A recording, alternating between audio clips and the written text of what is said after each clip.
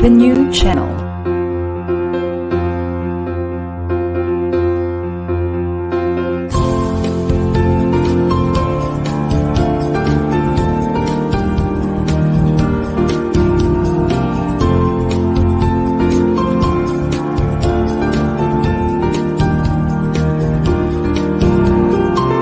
The new channel.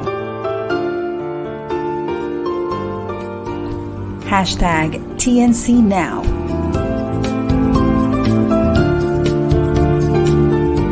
The views, opinions, and insights expressed in the following shows are those of the host, producers, guests, and viewers.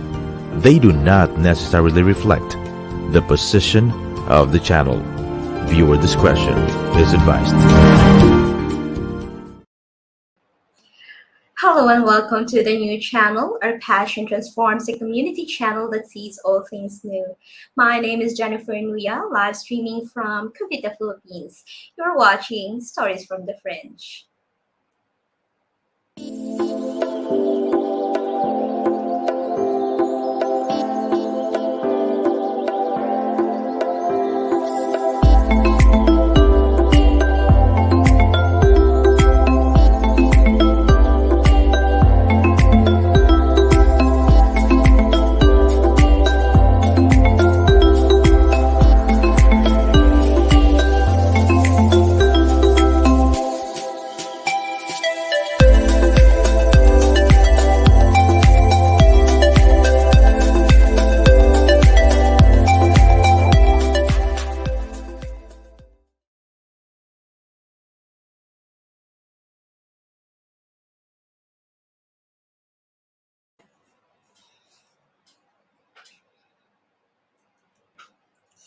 To those who are tuning in for the first time, Stories from the Fringe aims to push for more diversity, equity, inclusion, and belonging in all aspects of our lives. We are committed to creating a world where individual differences like gender, class, ability, among others, are not only understood and accepted, but also celebrated. We can all be a part of this collective vision. To make the most of our time together, we encourage you to turn off all distractions, prepare to take mental notes, and just allow yourself to be fully focused and engaged with our guest today.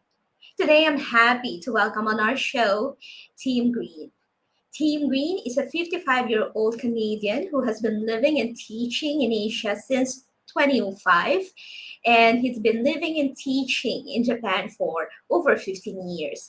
He's a lifelong student, and this includes almost everything, includes kite surfing, photography, fitness, and travel. His formal education ended in Bachelor of Science in Psychology with focus in Neuroscience.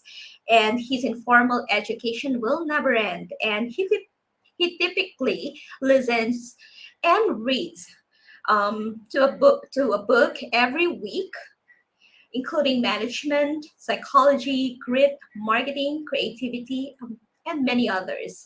Tim is a founder of his own consultancy firm in Neuro-Cognitive Leadership.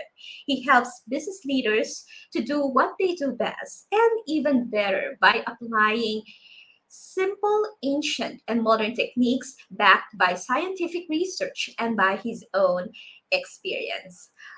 Welcome to the show, Tim. Hi, thank you for having me. We're happy that you're here with us, Tim. Thank you. I appreciate being here. All right. To establish a common understanding, can you please explain to our viewers what is the science and neuroscience of leadership? Oh, okay. So it's sort of simple because it's science in general, just applied to leadership. There's no real difference. In fact, the best analogy I could give that most of your audience is likely to be familiar with if they have an internet business or an internet-based business is A/B testing. And the reason I say that is because it's one of the few things that business does consistently that is specifically around taking an idea and then testing it in the real world, right? That's objective testing or objective feedback. That's the core of it. It just so happens to be focused on insights from neuroscience and cognitive psychology, but not limited to that. So it's basically just focusing on applying science to the interests and topics of leadership. Mm-hmm. And why is it imperative that leaders practice this? It's imperative because unfortunately there is a lack of factual practices that are used and widely because of the motivations and the way the internet and media works.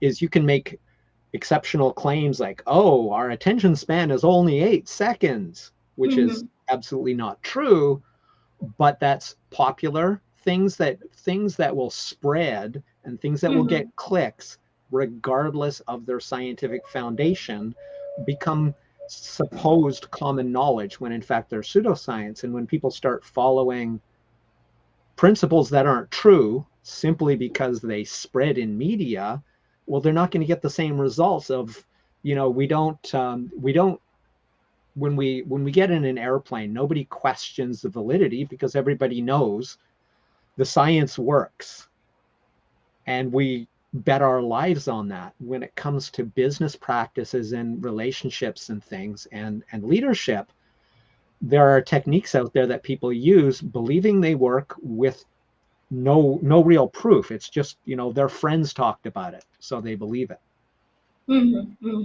All right.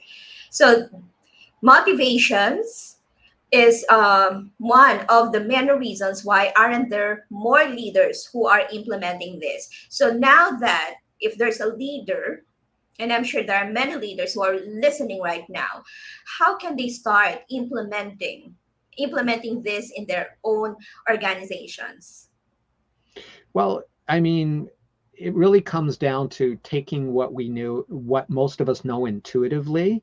It's just sifting between what we know intuitively and then verifying it with science, right? Like people think that the full moon, I'll give this as an example just because it's famous. People think the full moon causes people to act crazy. There's no truth to that whatsoever.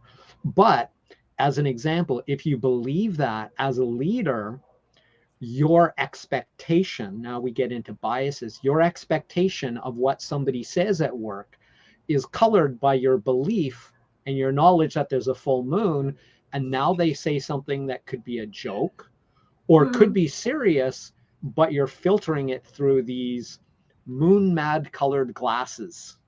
And you start interpreting what they say differently, and that therefore affects your decisions and how you respond to them. There's an example of where a superstition could get in the way of how you manage and relate to your staff. It's like, well, I expect them to be crazy today because it's a full moon, so I'm not going to take what they say seriously. Well, if you know that full moon thing is a complete myth, then you can just say the moon is irrelevant. The phase of the moon is irrelevant to what they're saying, so we can remove that bias from what they say and how we communicate. All right. So you're now saying that some leaders might have biases, right? So some biases can be overt, or some can be covert. Now, right. If, for example, I'm not even aware that I have these biases, then how can I help myself move forward? Well, there are practices you can do, and none of these are really mysterious in the mechanics. The science behind them might be fancy, but doing them is not. And as far as biases, we can make it much simpler than that. We can't say, in fact, it would be incorrect to say that some of us have biases. I can assure you absolutely with 100% certainty that we all have biases that affect the way we interact and the judgments we make all of the time. So the most popular one, or the most commonly known one, is called the confirmation bias. And really all that means is that we selectively, like in the case of moon mat that I just talked about, we selectively search out and selectively remember any information or ideas which support what we already believe, and selectively forget and ignore any information or ideas that do not support what we believe, that what we call disconfirming evidence, right? So these are always there. So the perfect example of that is everybody in the world who is an adult and is a driver. Now they've done this probably in every country, but in North America in particular, for some shocking reason, 90% of drivers are better than average, even though that's statistically impossible. That's an example of confirmation bias. We all believe we're great drivers, but that can't be possible based on the statistics alone. Yeah, yeah. That's a very good example that you mentioned, because there's this one funny meme that I've read somewhere. I just can't remember it, about driving. People feel that they are better drivers than most if the if the person is, um, for example, ahead of them is really driving so fast, they think it's a maniac. But if the person driving ahead of them is very slow, they think it's either a woman or an old person. So that's a bias. It's always the other person's fault, Yeah. but not theirs. So Right. yeah, I think that I also have the tendency for a confirmation bias, but I think this is difficult to overcome, at least for myself, because the social media is not Mhm. helping us in a way. For example, with how the algorithms work, if I click on something, even if it's not what I was really looking for, and I just spent a couple of seconds or minutes just browsing through the article or browsing through the video, then the algorithm will automatically assume that that is what I really want, right? So the next time that I log on, it will give me similar videos, it will give me similar articles, but in fact, that's not what I really like. So Mhm. that in a way feeds on the confirmation bias. Would you agree? I would agree so wholeheartedly, you can't even imagine. In fact, I'm trying to think of the academic who said it. It may have been Robert. No, it wasn't Robert Cialdini. It was Niels deGrasse Tyson, the famous Mm-hmm. physicist. Um, he said that the internet and its algorithm are a confirmation bias.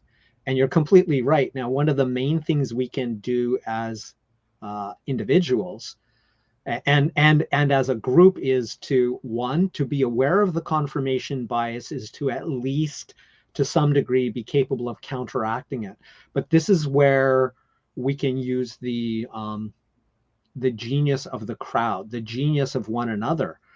Mm-hmm. We can, and this goes into what we were talking about before the program started, about the premortem and that kind of thing. And that is, we can either ourselves, when we are learning something new, seek disconfirming evidence. That is, seek information that cancels out. It was like, well, I believe that I'm a good driver. I was like, well, okay, is there a way we can find out whether that's true? Mm-hmm. Yes, there is. But also that when we are together, we can help each other say, is that true?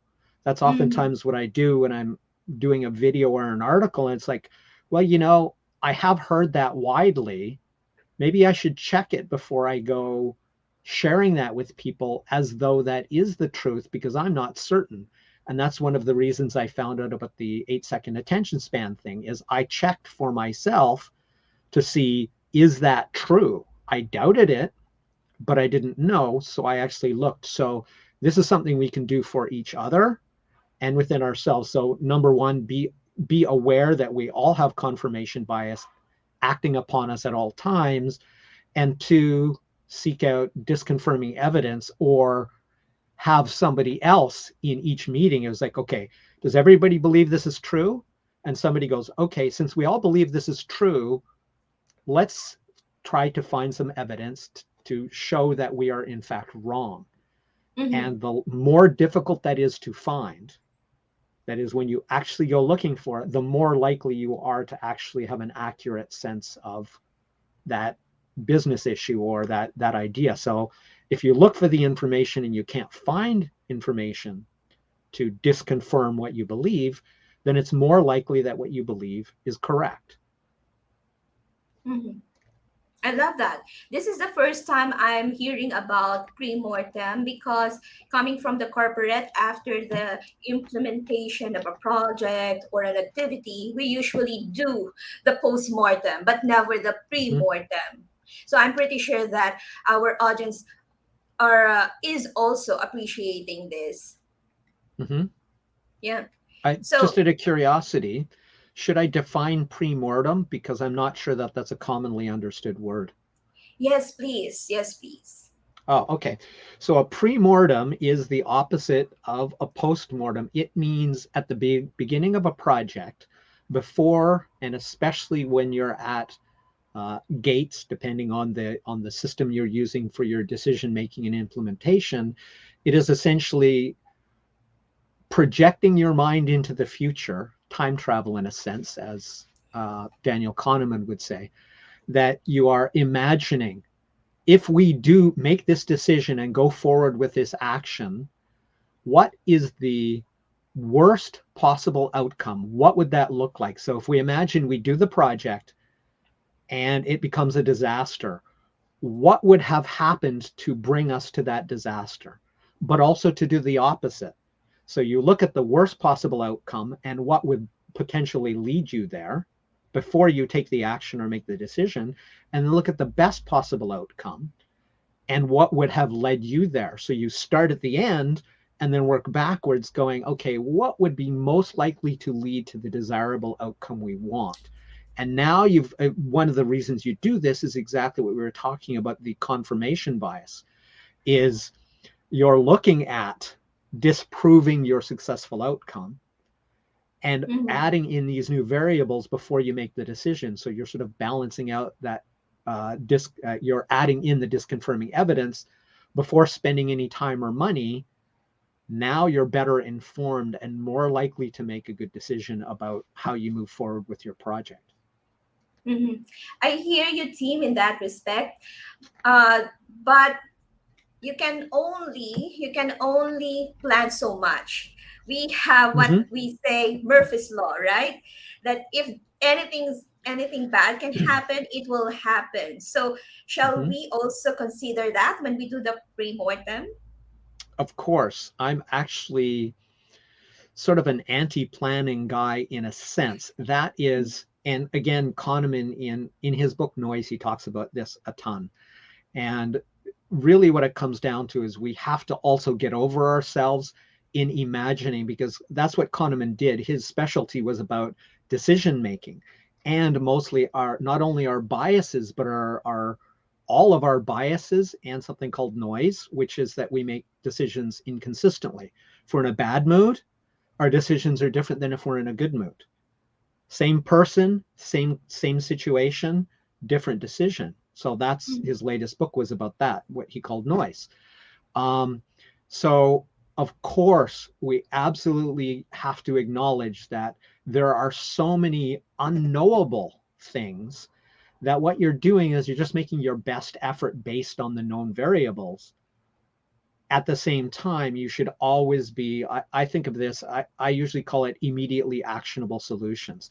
That is, from where you are right now, when you have sort of made the decision and you know what your destination is, you have the main trajectory, that you know what you can do immediately, that you have control over. But anything beyond the second, the day, the month, people who make 5-year plans, I just shake my head. Even a month plan is probably unrealistic, but you want to do as much as you can.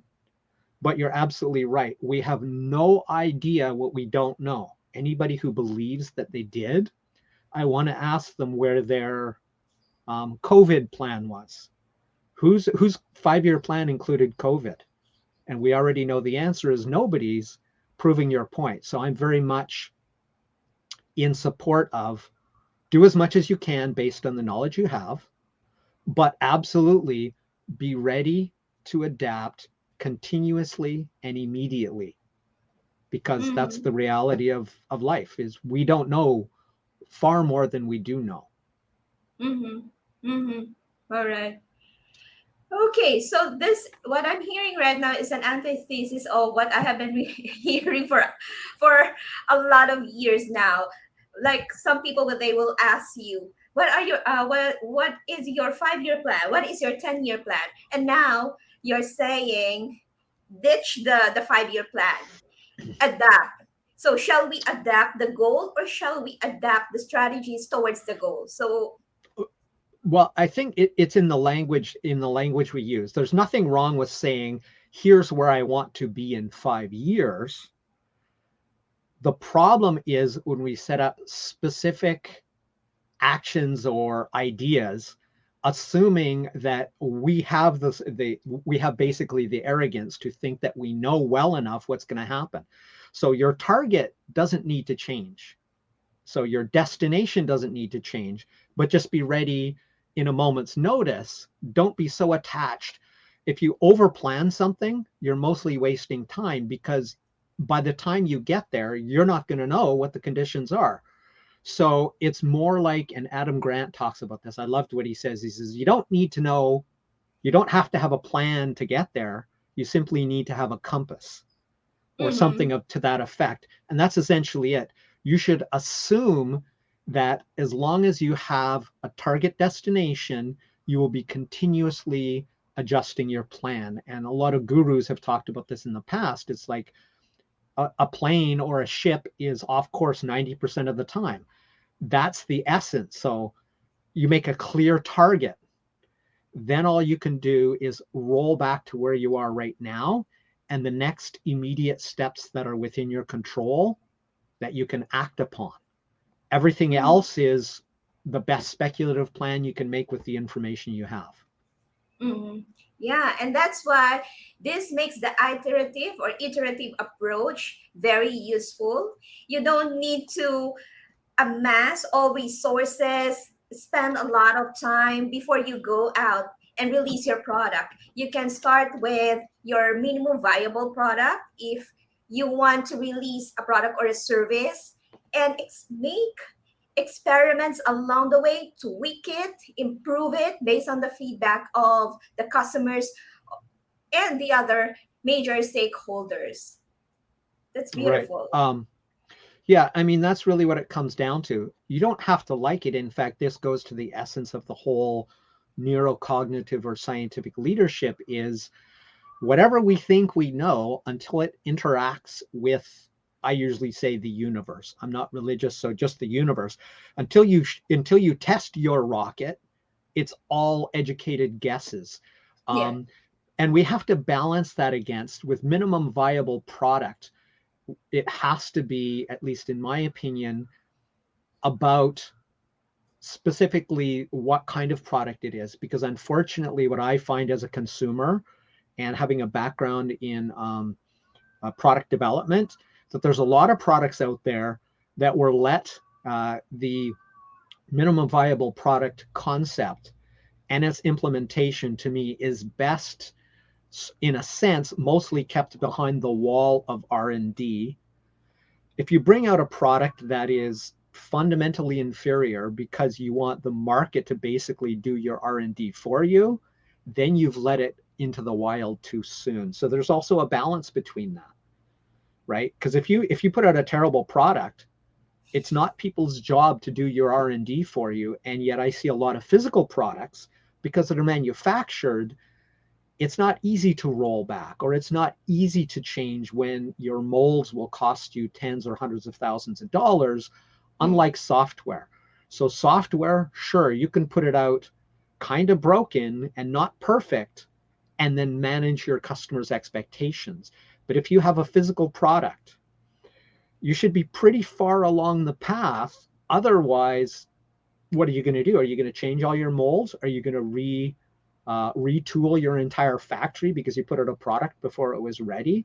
So I think that's where, for products where you can't roll it back inexpensively or quickly, that you should be pretty careful about finding an optimization between getting it as good as you can before you put it out and making it not so good and then not wanting to change the molds. I have a product that or a product that I bought in Canada 20 years ago and then bought 20 years later here in Japan, and it's still got the same fundamental flaw. It was like a food processor, and it's still got the same fundamental flaw that they never fixed because they probably didn't do enough live testing before putting it out. And why did they just won't change the molds? It's still good, but it could be made fundamentally better at a very basic level had any of the engineers actually taken one home and used it themselves. Seriously, 20 years and it has not improved? It's identical.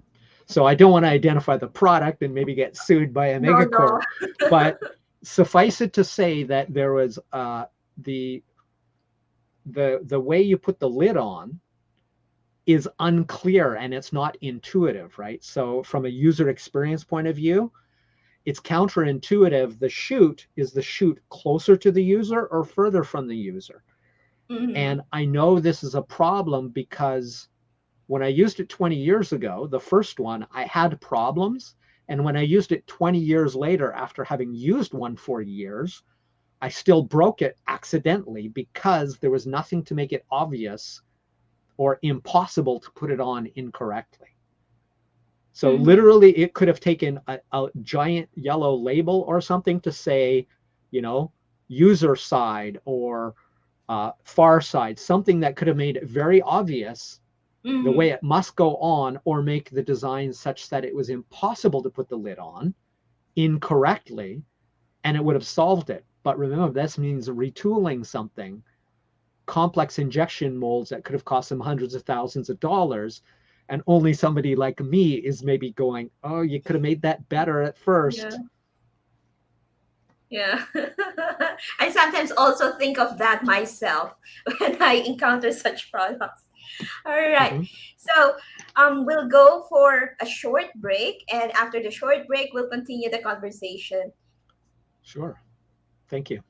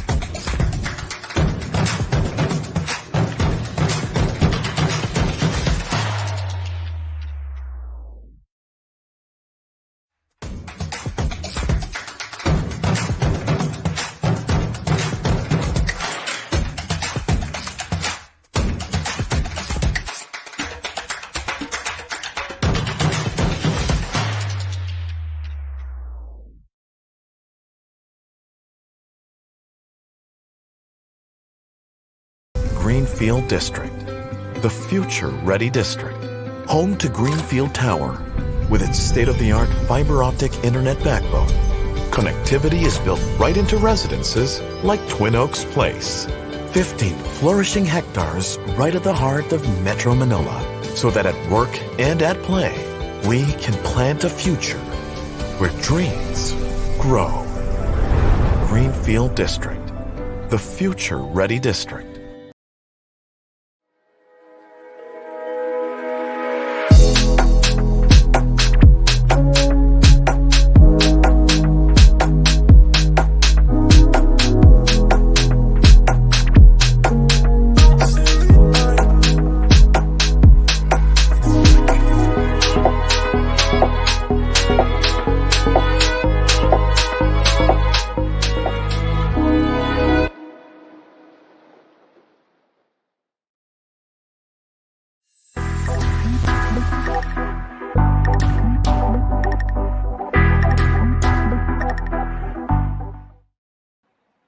The new channel is an online alternative media platform of online shows for people on the go. Please watch all our shows as seen on the screen. Imagine having your own show, your own playlist, your own content, but we make it easier for you. TNC aims to transform the lives of our viewers through engaging, authentic, and original content. Our channel is a responsible, global 24/7 platform that showcases Filipino talent, global influencers, cultural intelligence, and ingenuity. Thank you so much for always supporting Stories from the Fringe, spending your Thursday mornings with us. We're live streamed every Thursday, 10:30 a.m. Philippine Standard Time. You can watch live or on replay via Facebook or YouTube. Follow us on IG, listen to us on Spotify and Apple Podcasts. Just search hashtag TNC Now. For sponsorships, please email now at the new channel or send us a DM. Enjoy these life-changing shows because we made them just for you. And we're 31 days before Christmas. How time flies. Next week will be the first day of December. So before we went on a break earlier, we were speaking with Tim Green, who is based in Japan, and his background is in psychology with focus on neuroscience. So far, what we have learned so far is all of us have biases, and some of these biases can be implicit. So far, he has also shared with us what are the things that we can do once we have identified our biases in order to overcome this. So let's call in again Tim Green. Hi. Hello, team. All right, so we were discussing about pre-mortem earlier and how we can make some tweaks along the way. And of course, we are saying that we're not saying ditch the end goal. You can always use that as your North Star or your compass. But as you go along the way, you navigate, there might be some things that are within your control or outside your area of control. So now the question that I have in my mind right now is, how do you know, or how will you know when to pivot or when to change your strategies? That's a good question, and that's where we get back to the science. You look at the fancy word is empirically derived or objective feedback, right? So this is when I made that analogy to A/B testing. A/B testing, you don't speculate, you don't plan, you don't guess. You put up your two web pages, your two pictures, whatever you're doing, you test one against the other, and you see which one performs. So it's as simple as that. You need to be continuously mindful. Whatever you're doing is like, is it working? Now, this isn't assessing to death, because that's like over planning. It's a fundamental waste of time. But that's why it's such a good idea to have that, as you said very well, North Star always in mind, is like on a daily or weekly basis, is this heading me in the direction I want or the direction we want? And is there anything we might want to tweak to increase this speed? Because this is another thing Kahneman talked about in Noise as well, was that actually we're far better, and this goes to both science and especially things like Kaizen. Everybody's like, oh, we must have a number.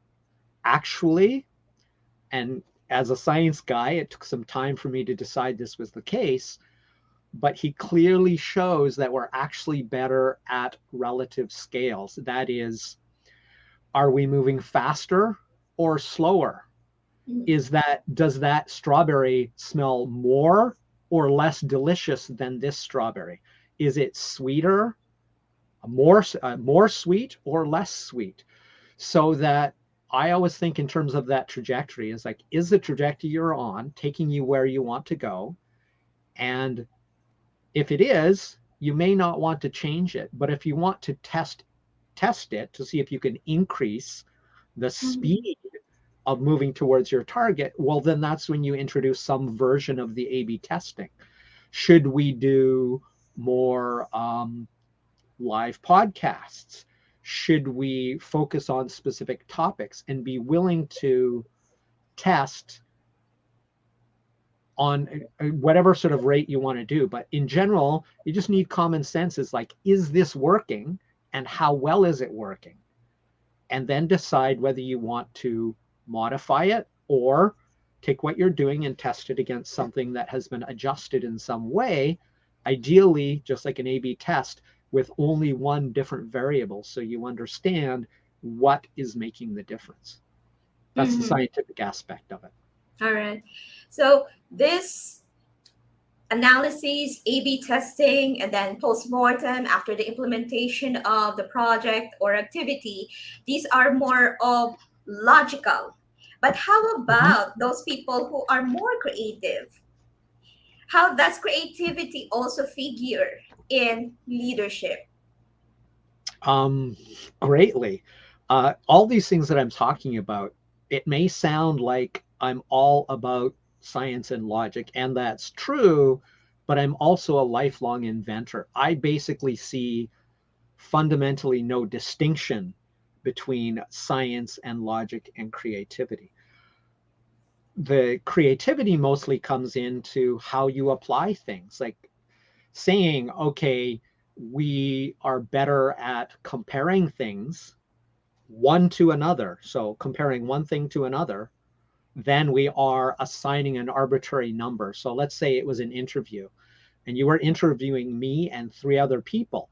You could assign a number to each of us, but it would be far more accurate to say which one was better compared to the other. Now people might go, oh no, you can't do that, but this is how our brains evolved, right? We had to know what was sweeter or less sweet, smelled worse or better. That's how we survived. How can the creativity comes into, how do you apply things such as that to your real life business? How can I take that idea and turn it into a usable action in my business? So that's one part of it. And then creativity is all over the place. How do I decide to make my background?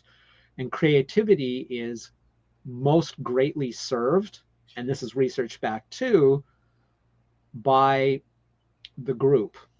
That is, there is no such thing as a solo genius. That sounds nice, but even for myself, who has done most of my creative work on my own, I have also taken input from everywhere. That is, it doesn't come magically from inside. You look everywhere across every discipline, which is why you should have diverse interests and a diverse team. Now that goes into your diversity, equity, and inclusion. When you get into the science of it, creativity and the creative output and the quality of that creative output is research backed, far superior if you have diverse teams. If you have things like psychological safety, where I can say to you, I'm sorry, but I completely disagree, but in a way that is respectful. People think that psychological safety is about making everybody feel good. And in Mhm. fact, you increase the probability of conflict in the short term. Instead of everybody being a yes man and woman going to the boss, you go, Yeah. if you're safe to say to the boss, I'm sorry, but you don't know what you're talking about, and you can back it up. That goes into Ray Dalio's principles, and he talks about that you should be able to safely object without repercussions. If you want the best results, you need to be able to put everybody's heads together and apply that creativity to making a specific, what I like to call a specific, concrete, immediate action, right? It's like Mhm. all the theory is great, but how do you apply that to making your business better? How do you apply that to building your business culture intentionally? So that's where the creativity comes in. The group, diversity of experience, and diversity of the team. Yeah. There's this one. There's this one. What I saw on my feed on Facebook. If you're the smartest person in the room, you are in the wrong room. You don't want people always saying yes to whatever you say. And to your point, we need diversity of opinions. You need to surround your people coming from diverse backgrounds, different areas of expertise, because we have our own blind spots, right? So someone giving a different perspective is not necessarily challenging our position, but rather giving a different flavor to the conversation and helping us to cover all bases. So, Mm-hmm. so yeah, I totally agree with that. That when you are the smartest person in the room, leave the room, and go find another room. Strive to be the dumbest person in the room is a great rule of thumb. You may not Yes, achieve yes. it, but if like you said, if you're constantly the smartest person in the room, then you want to be finding more relationships where people make you feel like, well, really what it comes down to is we don't know what we don't know, and that answers to Mm, what you were just talking about, right? So one of the ways to keep it psychologically safe on the comfort side is just to acknowledge that it isn't that I disagree with you, Tim. mm, You're not bad because you think that. I disagree with some aspect of your idea. When you can depersonalize it and say, we're talking about this topic or this issue or this mm, strategy, not about you as a person. And that takes good leadership, scientific leadership, and designing that in, because if you use default, that is default culture, it basically becomes like the jungle. It becomes one-upmanship. It becomes all the mm. things that make a team dysfunctional, which is Yeah. why leaders need to actually build a culture from the ground up. Like, as soon as the Mm, employee walks in the door, you should have some sense of how things are done here. Not, oh, you just do your thing and everybody will be fine. Actually, no, we know what the results of that are. So yeah, absolutely. okay. So now, before we can actually even bring this creativity in leadership in our organization, of course, we need to be creative on an individual level. So how do we, if we are not innately creative, cultivate that creativity in ourselves? I love that you asked that, because creativity is based on what I said. So not only diversity in the team, diversity in the company, but diversity in ourselves. My main strategy is beginner's mind, right? The whole idea, shoshin no shin in Japanese, that basically seeing everything as a child. I think a great strategy for creativity is being around children, especially young children. Like I teach young children, and I have taught young children English. I don't look at them as I'm the teacher, they're the student, they have nothing to teach me. A 2-year-old gave me a better way to play a game, because instead of putting their hands behind them and then pedaling their feet, which is like a abdominal exercise, they flipped over onto their backs and pedaled their feet in the air. It was like, Wow. thank you, sensei. So creativity is like an old prospector once told me, and that's a true thing. He said, gold is where you find it. Creativity is where you find it. So you want to look everywhere. You want to have that new perspective, that beginner's mind perspective, and you should pursue every single thing that's interesting to you and learn about it. So that is eclectic in both your recreation, but also in your self-education. I read books on anything that interests me. While they have a focus, if I see a book like, what was it? How do we know, are we smart enough to measure animal intelligence? It was a TED Talk sent to me by a student. It was like, I think I disagree with that. I should probably read that book and find out what they have to say. And I did. And they gave me a neuroscience argument for me to go, that's very interesting. I have a more moderate and intermediate position about animal intelligence, because there's always a debate as to, can we think of animals as having emotions? Can we, the word is anthropomorphize, think of them as though the dog is feeling shy or ashamed? And it argues that probably yes, or probably to some degree, whereas traditional psychology and neuroscience would say, no, we can't be putting our perspective onto animals. And it gave a compelling argument. So yeah, there's learn and experience as widely as you possibly can, especially about anything you're curious about, and foster creativity as though you were a child. Yeah, or foster curiosity. I am innately curious. I think my problem is, once I read an article or I listen to a talk and I want to know more about it, my problem is how to stop myself from researching wildly for another article or another talk that either refutes or confirms it. So, for example, I click on a TED talk and then, well, that brings some truth in a sense, but again, like yourself, let me find another resource that either confirms it or disproves it. And then before I knew it, I'm already spending 2 to 3 hours reading about the subject. So I think that's it's a different thing altogether for me. Inverse. Right. I would say that's time well spent. It's just a matter of balance. Yeah. If you are not giving yourself, or in fact prioritizing a certain amount of time for you to do things like that, then you're taking away from your creativity. I call it running down rabbit holes or going down the rabbit hole.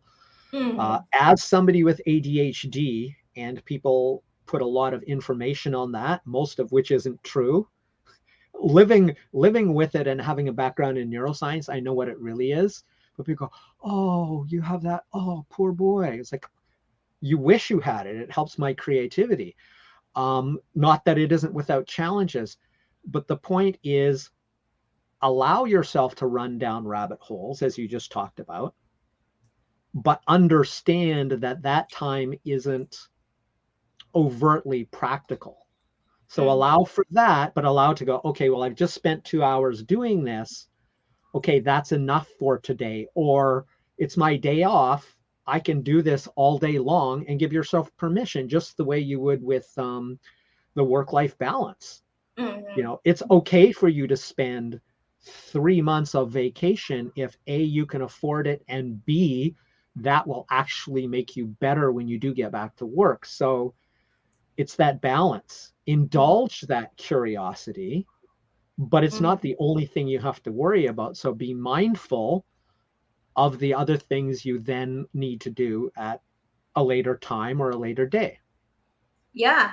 And again, as you have mentioned, make blocks of time where you can have downtime, because we are not machines, we are people, and we have our bursts of energy.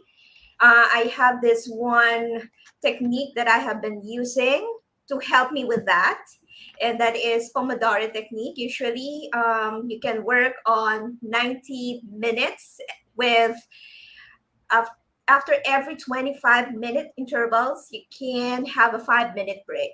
And then after the Mhm. 90 minutes, you can have a longer break. So for those people like me who are having difficulty reminding yourself to be mindful, you can try to research on Pomodoro technique. There are Mhm. many videos.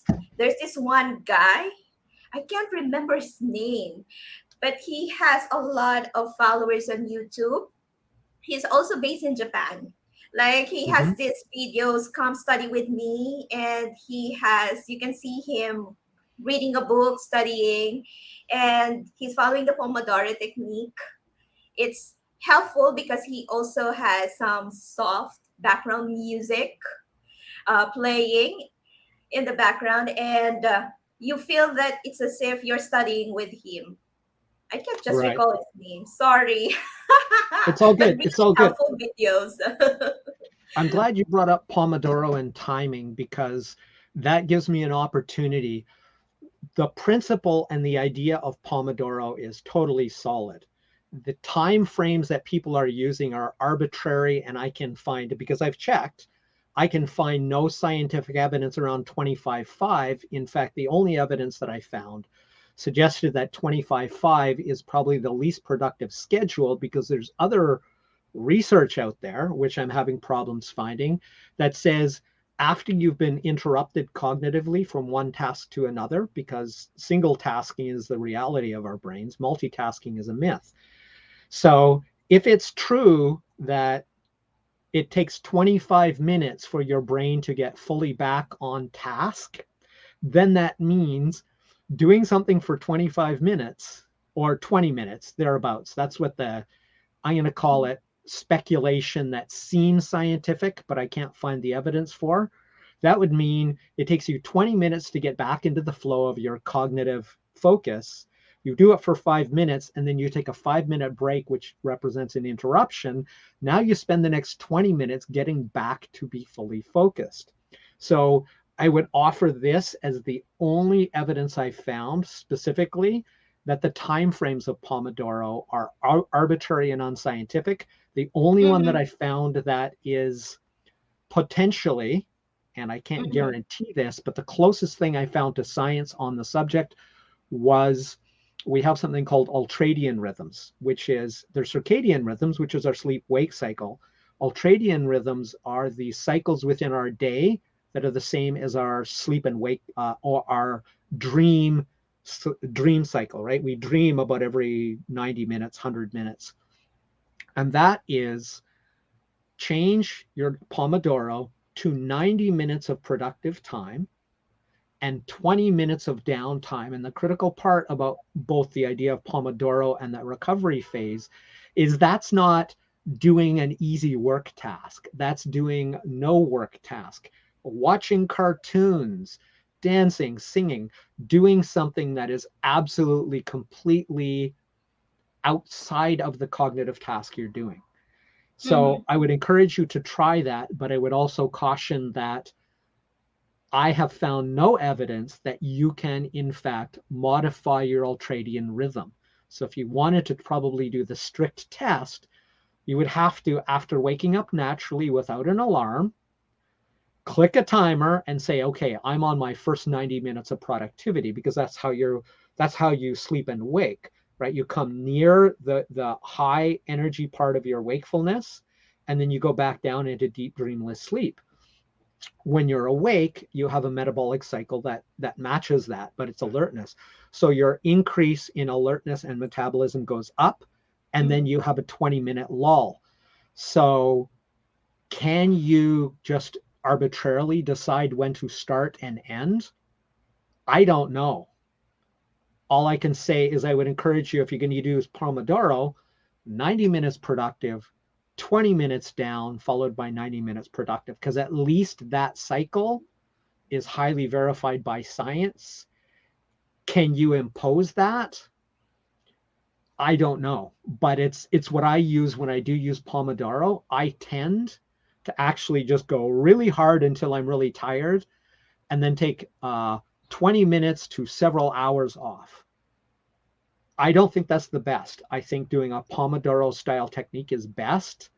I just haven't established that as a habit. I do have a timer on my phone for exactly that, 90 minutes of productive time and 20 minutes downtime, which I think is the closest that's scientifically verified I've found. Yeah, I'm all for experimentation, so I'll try that new technique, 90 days of productive work and then 20 minutes downtime, and see how it works for me. Thank you for sharing Yeah. that thing. Please give me New your learning. feedback, because that's the same kind of thing, right? A sample group of one is unscientific. If we had 10,000 people try it, starting from their wake cycle and people starting it at random times, each doing it, and then we all reported together, that's where you get the genius of the crowd and the science, right? We could actually come up with something that we could verify by a larger sample doing it. So yes, I would love to hear any experience you have, whether it works for you or not. Yeah, wonderful. Yeah, I will let you know. All right, so we're close to the bottom of the hour, and um, I'm really loving this conversation. What I like about this show is because we have a lot of people and we learn new things every week. So before we say goodbye to our viewers, what are the three key things that you want to leave them with? Single tasking is a myth, or sorry, multitasking is a myth. Focus on one task at a time. Question everything you hear on the internet that includes the word science. Don't just find another popular, even magazine, even respected magazine. Do some of your own research. You want something that's repeated. So be open-minded, but skeptical, and adaptive. Like you were talking about, plans don't always go. Just be ready to change with change, because it's inevitable. Just keep that compass in sight, go that direction, and change as necessary. Awesome.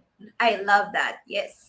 So we have been gifted with our reasoning, with our brain. Don't just believe whatever you see or hear just because it's science. I've been hearing since this pandemic, there's this what we call also earth science. So we have to be very careful about that. And always, always ask, cui bono, who benefits? Or follow the money trail. Always have this healthy dose of skepticism. Thank you for those, Tim. And how can our viewers stay in touch with you, connect with you on social media, and find out more about your work? The best place in terms of content that I've already got up, because I'm on, I believe today will be 292, later today. So I have 290 episodes of this. Oh, backwards. Here we go, using my brain backwards. Crush It Club. That's my YouTube channel. So it's crush-it-club. That's where I put most of my content about all things related to this, and book reviews and other things like that. So YouTube is great. If you want to reach out to me directly, you can get me at tim@crush-it-club.com. The best place to reach me, though, thank you. Awesome. They're doing a great job of putting those up at the right time, is on LinkedIn. That's the best place to reach me on an ongoing basis, because that's where I'm most active in terms of sort of overall communication. And of course, they can look at my posts there, many of which are similar to or identical to the YouTube ones. But I also do a lot more commentary on other people's work and interact mostly on that platform when it comes to social media. Wonderful. And Tim, out of the generosity of his heart, is giving us a gift. So for those of you, dear viewers, who have been with us this whole episode, we are also dropping the link to his mastery habits mastery guide. Did I get the name correctly? Mastery Habits Guide. It's a little tricky. Okay. Yeah.